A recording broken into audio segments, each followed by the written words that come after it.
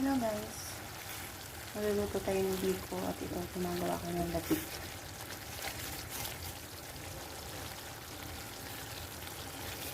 Halo-halo lang tayo.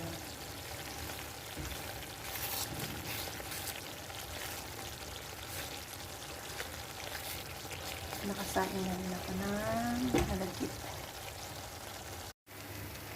Ito na, malapit na maluto. Hindi ko na nabidyohan kanina nung naglagay ako ng gata.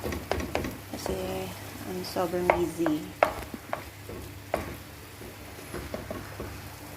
Lalagay ko na to sa para lumambot. I mean, mag-flatten na siya sa lagayan. Saka ihawaan ko. Yung nagpula din kahit pa paano. Yung niluto ko nung nakaraan. Ito idadalhin ko. Pinaluto ng isang friend ko para sa birthday niya. Bukas, half day lang ang kunyang mag-day off ng half day.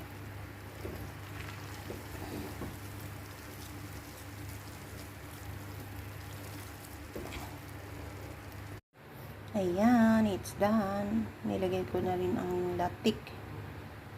Nilagay ko muna dyan sa lagayan na flat para pagka nag-hard na siya mamaya.